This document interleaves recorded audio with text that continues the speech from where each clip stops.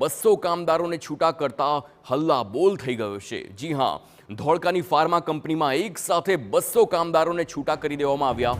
આ તમામ કામદારો 20 થી 25 વર્ષ જૂના હતા। કોઈ કારણોસર નોકરી પરથી તેમની હકાલપટ્ટી કરી દેતા તે હડતાળ પર ઉતર્યા છે। વહેલી સવારથી જ કામદારો એકત્ર થઈ ફાર્મા કંપનીમાં આ વિરોધ નોંધાવ્યો છે અને તેના જ આ દ્રશ્યો જોઈ શકો છો કેવી રીતે ફાર્મા કંપનીમાં વિરોધ નોંધવામાં આવ્યો।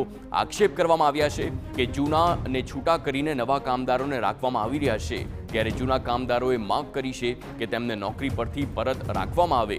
જો કામદારોને પરત નહીં લેવાય તો ભૂખ હડતાળની પણ ચીમકી ઉચ્ચારી છે। ત્યારે ઘટનાને પગલે ધોળકા ટાઉન પોલીસ સ્થળ પર પહોંચી અને હવે વધુ તપાસ હાથ ધરશે।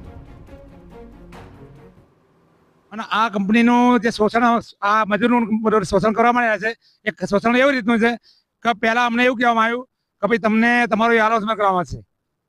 જે અમને દર મહિને એલાઉન્સ આવતું હોય, ધારો 200 રૂપિયા, 100 રૂપિયા, 25 રૂપિયા એલાઉન્સ આવતું, એ એલાઉન્સ એ લોકોએ બંધ કર્યું અને એવું કીધું જેને 436 નોકરી આવવું હોય એ લોકો ગેટની અંદર આવે અને એ તો બીજી કંપની પકડી લે। 21 તારીખે પાછું એનું એ અમને જાહેર કર્યું કે હવે કાલથી તમને નથી લેવાના અને ઘણા ટાઈમથી આ અમને હેરાન કરે છે। આવી રીતે અમે ઓપરેટરો છીએ, આ બધા મારા ભાઈઓ ઓપરેટરો જે મશીન ચલાવે છે એ બધાને કે મશીન નહીં ચલાવવાનું, એલાઉન્સ નહીં મળે તમને અને કોઈ કારણ વગર અમને છૂટા કરેલ છે। અમે અહીંયા 20 થી 22 વર્ષથી નોકરી કરીએ છીએ અને બધા જે અમારા વર્કરો છે બધા ઈમાનદારીથી કરેલા ફાર્માસ્યુટિકલમાં નોકરી કરતા હતા। પણ આ જે કિંજરભાઈ ચૌધરી જે સાહેબ છે એ આવવા પછી જે આ તંત્રનો વેર વિખેર કરી નાખ્યું છે અને અમને એવું કહેવામાં આવ્યું કે ભાઈ હવે તમે આટલા વર્ષથી કામ કરો છો, હવે તમારી જરૂર અમારે નથી એમ કરીને અમારું 200 માણસનું લિસ્ટ બહાર પાડ્યું અને અમારા કોન્ટ્રાક્ટરોને આપી દીધું કે ભાઈ આ માણસોને લેતા નહીં, તમે નવી ભરતી કરો અને નવા માણસો લો।